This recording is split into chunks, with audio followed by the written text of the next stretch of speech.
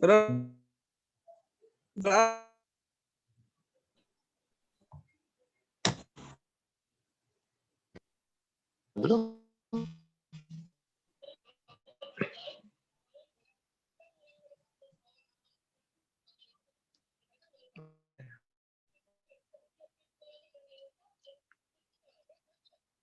Tampil tuh screen.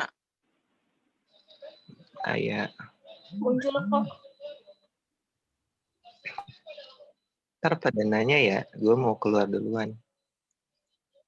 Kok jadi lem mineral sih? Tampil ya? Tampil tuh. Mulai nih. Assalamualaikum warahmatullahi wabarakatuh. Waalaikumsalam Selamat malam. warahmatullahi wabarakatuh. Perkenalkan, nama saya Muhammad Alfi Apriansyah, perwakilan dari kelompok 5 yang akan menjadi moderator. Materi kali ini adalah kerjasama ekonomi internasional dan multinational company. Sebelum itu, saya akan memperkenalkan anggota kelompok saya. Yang pertama ada Lutfia Fauzia, Evon, Nurul Inayah, saya sendiri, dan Muhammad Rija Pawas Pahlepi. Untuk materi yang pertama akan dijelaskan oleh saya sendiri. Apa itu kerjasama internasional? Secara umum, kerjasama internasional adalah kerjasama yang melibatkan negara atau sebagian besar negara di dunia. Kerjasama internasional adalah hubungan kerja yang dilakukan oleh dua negara atau lebih untuk mencapai tujuan-tujuan tertentu. Kerjasama internasional dilakukan antar negara dalam rangka pemenuhan kebutuhan rakyatnya dan kepentingan lain yang berpedoman pada politik luar negeri masing-masing negara. Kerjasama internasional adalah salah satu usaha negara untuk menyelaraskan kepentingan-kepentingan yang sama. Juga merupakan perwujudan kondisi masyarakat yang saling tergantung satu sama lain. Mengapa negara melakukan kerjasama internasional? Yang pertama, untuk meningkatkan kesejahteraan ekonomi dengan cara mengurangi biaya yang harus ditanggung negara tersebut dalam menghasilkan produk kebutuhan bagi rakyatnya karena keterbatasan negara tersebut. Kedua, meningkatkan efisiensi terkait dengan pengurangan biaya. Ketiga, adanya masalah-masalah yang mengancam keamanan bersama. Keempat, mengurangi kerugian negatif akibat tindakan-tindakan individual negara yang berdampak pada negara lain.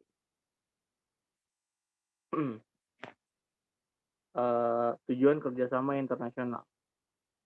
Mencukupi kebutuhan masyarakat masing-masing negara. Memperkuat perekonomian negara, perdagangan dan investasi dengan negara lain. Meningkatkan kerjasama dalam ilmu pengetahuan dan teknologi. Menciptakan adanya rasa aman dan menegakkan perdamaian dunia. Mencegah atau menghindari konflik yang mungkin terjadi. Mempererat hubungan atau persahabatan antar negara.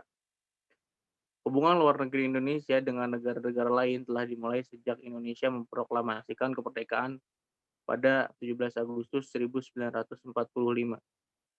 Berbagai forum baik bilateral, regional, maupun multilateral telah dirancang oleh Indonesia bersama-sama dengan negara-negara sahabat. Selanjutnya akan dijelaskan oleh Ibu Lutfia Fauzia.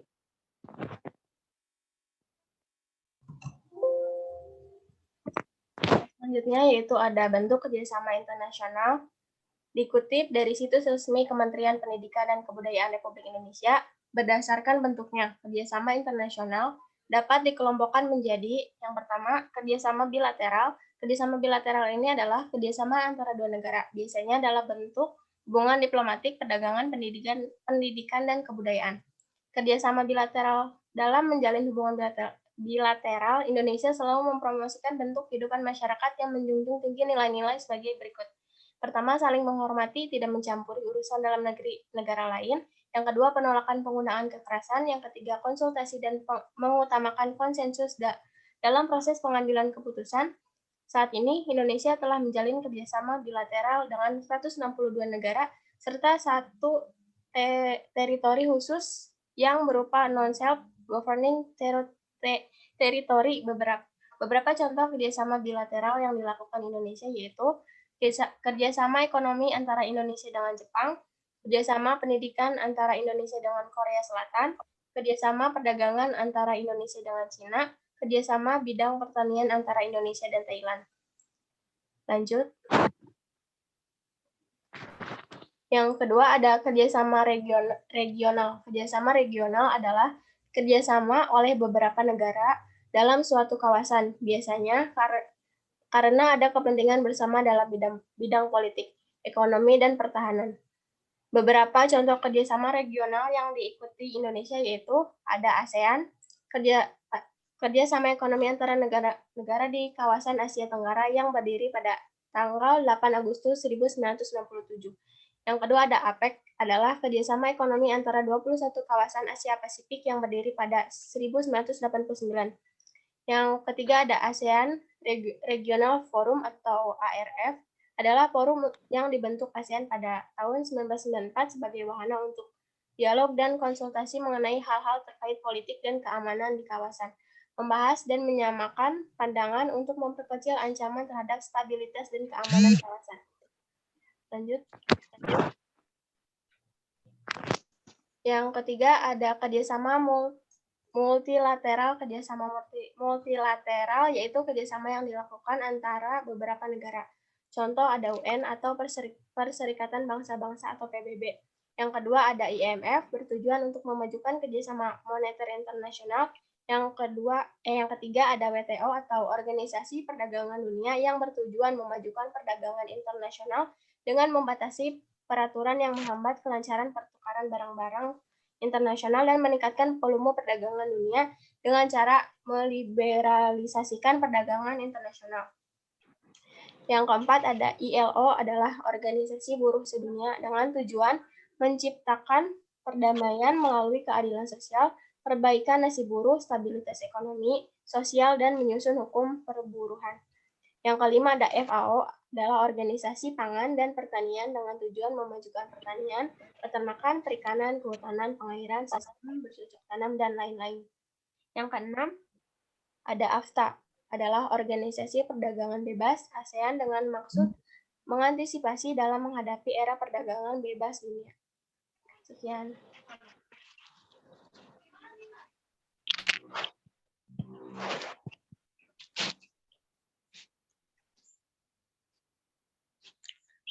Pengertian perusahaan multinasional. Perusahaan multinasional atau multinational company atau MNC merupakan suatu perusahaan besar yang biasanya berada di negara maju dan memiliki anak perusahaan di berbagai negara lain, biasanya di negara berkembang.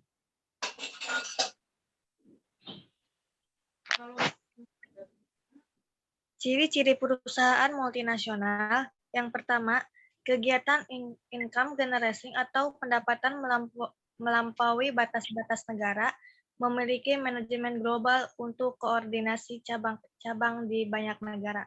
Yang kedua, memiliki kontrol terhadap teknologi dan juga modal.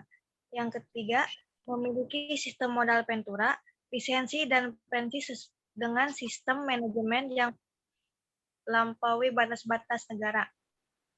Yang keempat, visi dan strategi berbasis global.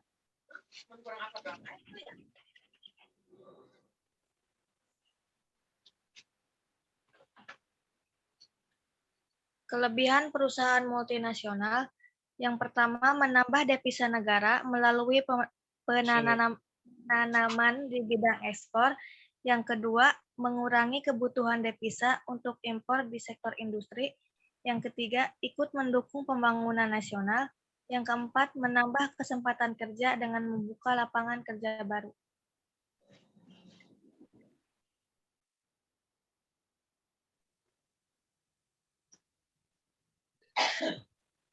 Kekurangan perusahaan multinasional. Keuntungan yang dialihkan ke luar negeri kepada pemegang sahamnya, penyusutan atau depresiasi yang dalam Tolong Redi suaranya diperjelas. sering digunakan untuk menyembunyikan keuntungan-keuntungan agar tidak kena pajak, dapat merusak kehidupan politik dan ekonomi negara. Next. Tujuan perusahaan multinasional, yaitu perusahaan dapat dimaksimalkan keuntungan dengan mengurangi biaya produksi yang sesederhananya. Dalam hal ini, perusahaan bisa menghindari biaya yang biasa meledak pada pihak ketiga sebagai perantara.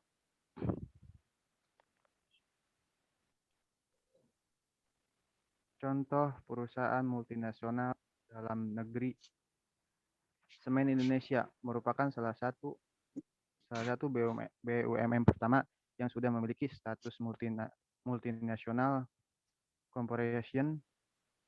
BUMN ini sudah berhasil mengupasi perusahaan asing dan berhasil memasuki pasar ASEAN dan Asia Selatan.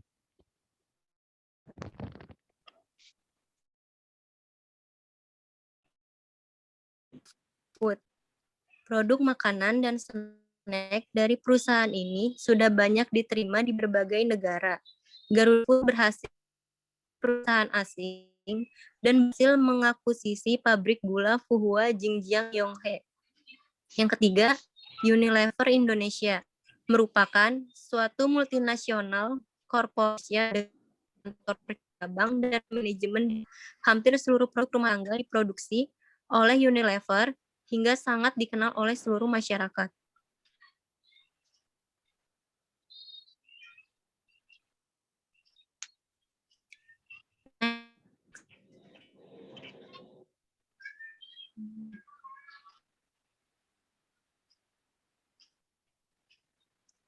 Contoh perusahaan multinasional luar negeri. Yang pertama, Google merupakan sebuah bentuk perusahaan global yang saat ini berkembang pesat seiring dengan berkembangnya dunia digital.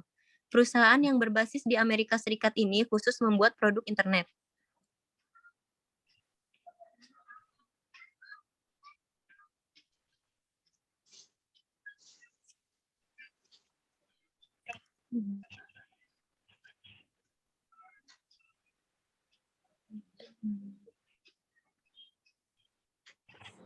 Yang ketiga, SAS Institute.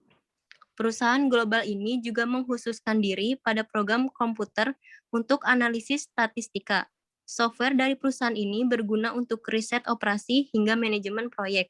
Yang keempat, NetApp, yakni sebuah perusahaan yang dalam penyimpanan komputer dan dalam bidang manajemen data yang berbasis di California, Amerika.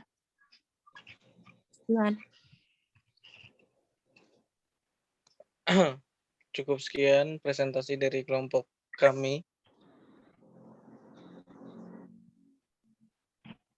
Apabila ada yang ingin ditanyakan, silahkan.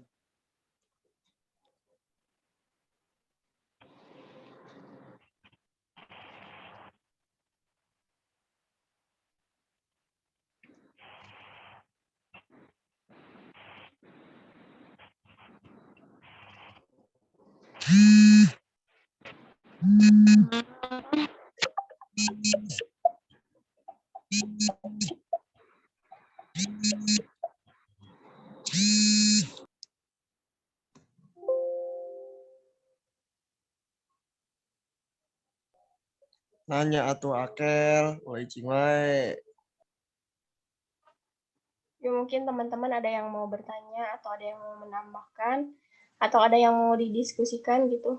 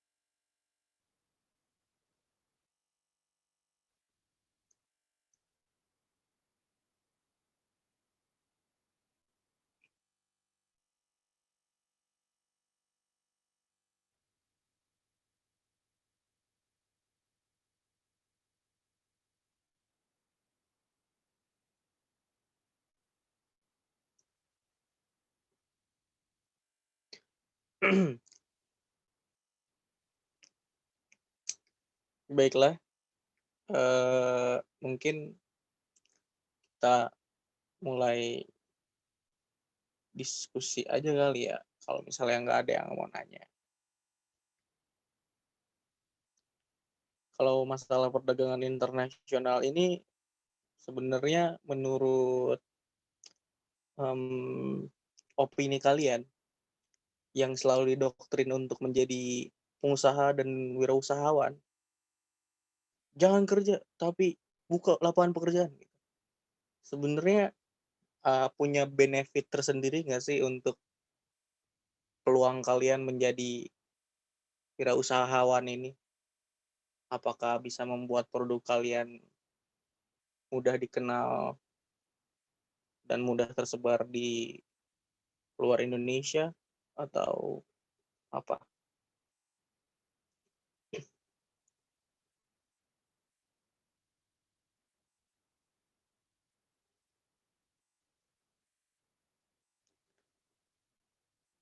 Mau tanya dong?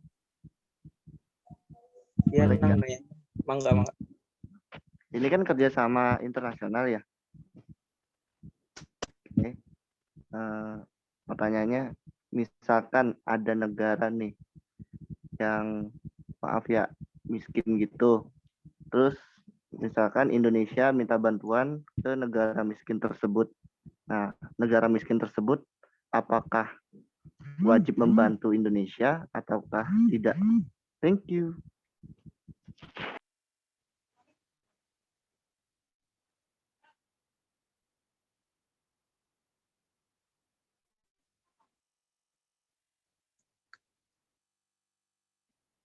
Gimana? Tadi pertanyaannya ya Nang gitu. Kalau menurut saya nih ya,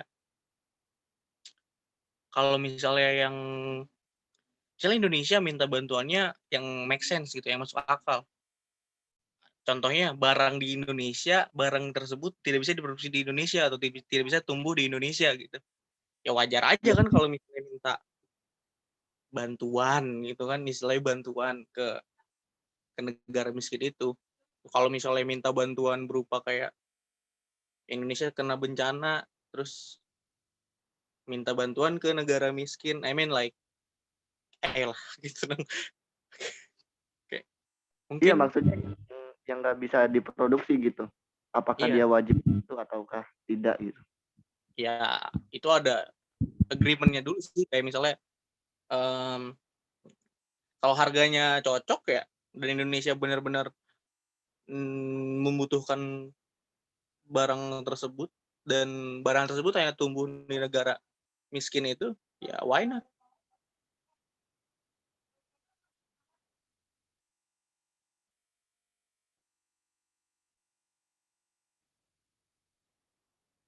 Oke, thank you.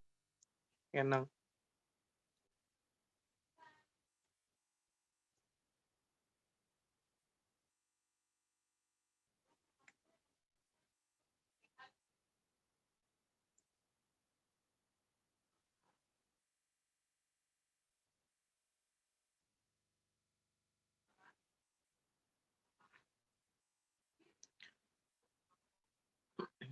Kalau misalnya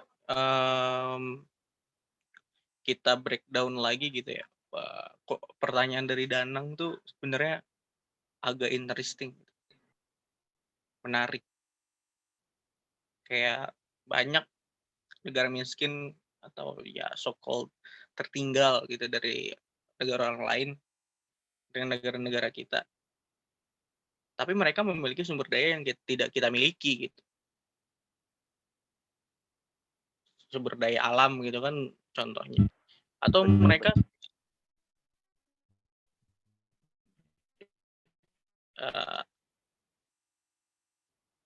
dia tahu mereka memiliki sumber daya manusianya gitu untuk mengelolanya.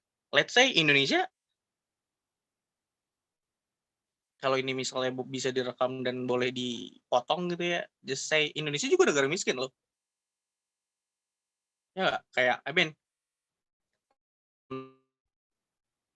gampangnya gitu, soal pengelolaan emas ya di Freeport di Papua sana gitu. Kalau misalnya gembar-gembor di berita kan sudah diakuisisi, sudah diambil alih gitu, bla bla bla bla. Namun kenyataannya tuh no gitu, tetap aja gitu. Kayak sebelum-sebelumnya aja. I mean, yang harus dikembangkan tuh sebenarnya sumber daya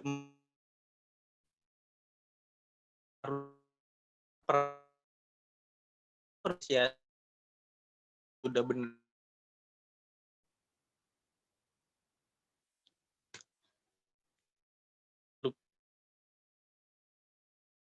di tanggung jawab kesehatan. Ini bukan kesehatan. Orang yang harus bertanggung jawab mengenai olahraga, background-nya bukan dari pemain sepak bola atau pelaku olahraganya itu sendiri. Banyaknya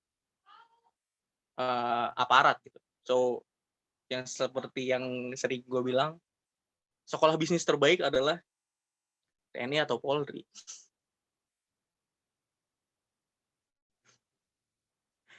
Kayak you can be what you want gitu. Lo bisa jadi apa aja. Kalian bisa jadi apa aja gitu di sekolah itu.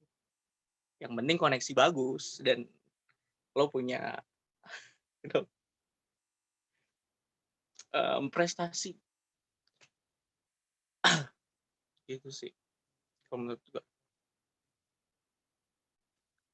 Kalau misalnya gue nanya ke Danang gitu ya, Nang, sebenarnya kalau misalnya yang namanya perdagangan internasional ini berpengaruh nggak di pasar saham?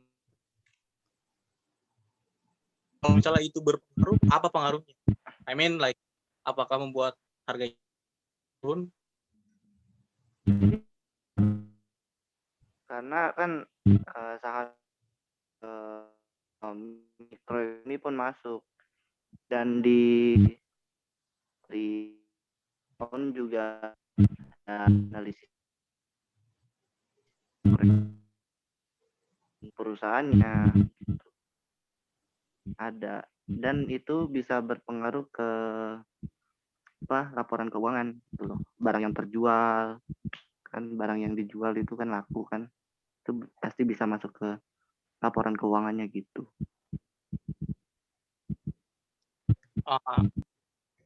Mungkin ini juga selanjutnya ini ya, kayak misalnya kalau misalnya di pasar saham tuh ya, kalau yang saya tonton dari The Wolf of the Wall Street,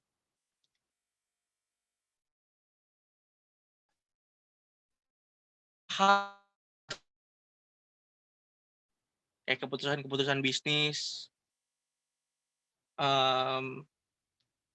intrik politik gitu, itu bisa mempengaruhi harga saham. Dan pertanyaannya adalah, ketika ekonomi atau yang namanya free trade tadi gitu, yang ada di slide di atas, sesama negara Asia maupun ASEAN gitu, apakah itu juga, itu kan termasuknya perdagangan internasional ya, apakah itu juga kayak mengguncang harga saham?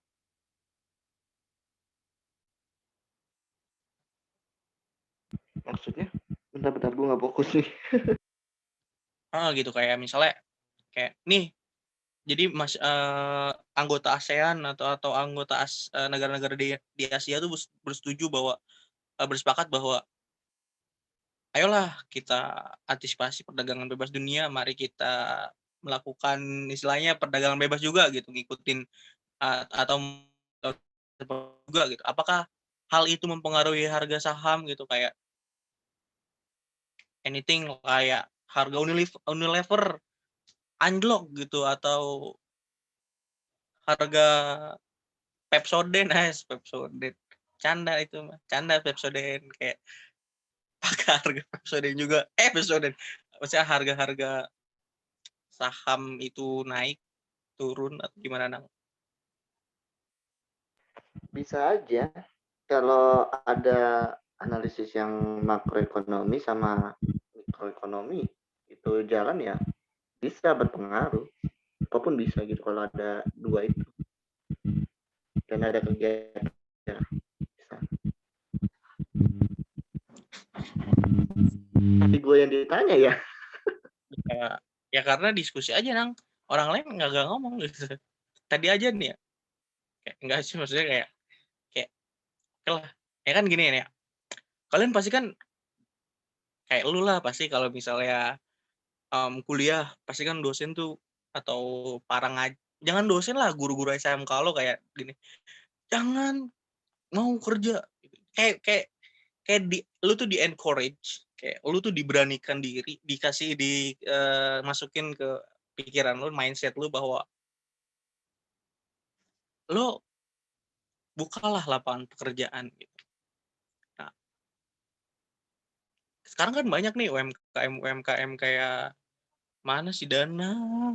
Oh, kan sekarang banyak nih kayak UMKM gitu, kayak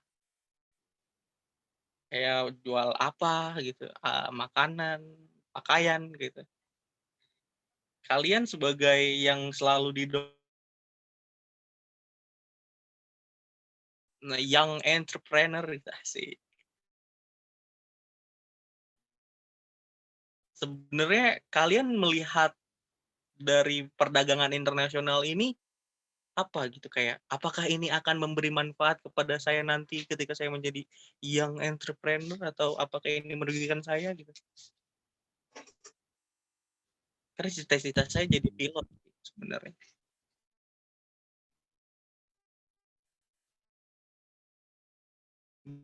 Young entrepreneur Itu tuh dia pemasaran tuh biasanya. Itu permisalannya apa ya? Pendidikan tapi langsung ke perdagangan internasional gimana sih? Kayak kurang nyambung aja. Kan masalah dulu kan kayak itu harus tahu gitu. Kalian kan sebagai calon dan selalu didoktrin untuk menjadi yang entrepreneur. Kalian melihat dagangan internasional sebagai peluang atau malah sebagai coba? Ya tentu aja peluang, tapi masih apa ya? Pertama masih banyak PR sendiri sih di negeri sendiri gitulah. Kurang diberdayakannya UMKM gitu. Memang itu apa ya, jalan yang bagus ya, jalannya bagus supaya produk kita bisa diekspos keluar. Tapi masih banyak PR yang di dalam, misalkan banyak belum di-up gitu. Misalkan ada UMKM industri rumahan, tapi dia memang masih kekurangan misalkan dalam segi pendanaan kayak gitu. Jadi masih kurang diperhatikan gitu. Tapi kalau misalkan beberapa produk lokal sih memang nggak yang bisa survive di negeri sendiri, banyak sih yang udah up ke internasional gitu, udah diakuin dunia.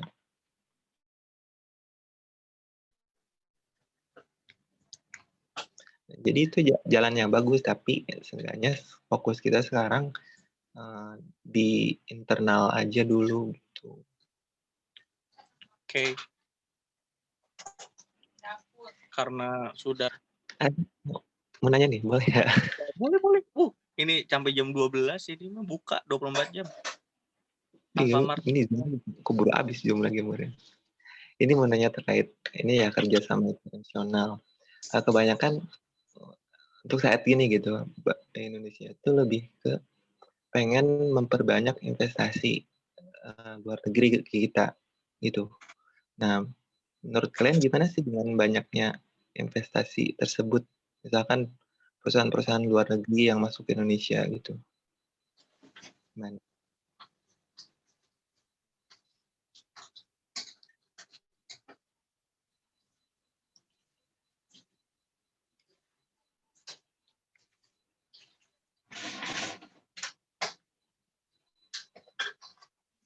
Ayo. Yang saya bagus atau enggak gitu. Baik buruknya gimana? Lut.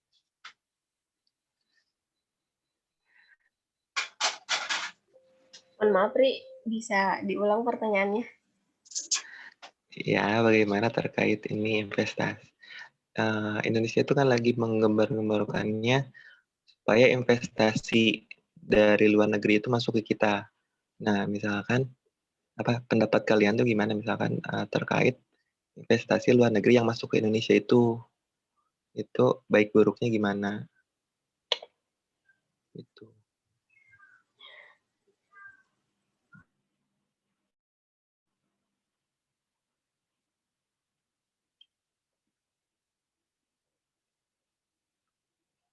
Tapi biasanya langsung nggak jawab.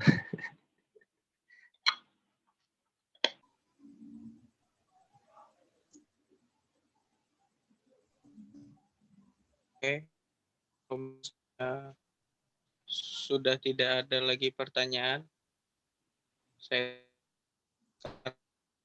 8.57 alias jam 9 kurang 3 menit. Terima kasih, sekian presentasi dari kelompok kami. Terima kasih atas kehadirannya dan perhatiannya. Apabila ada kesalahan, kami mohon maaf. Assalamualaikum warahmatullahi wabarakatuh. Have a nice. Bye-bye. Waalaikumsalam.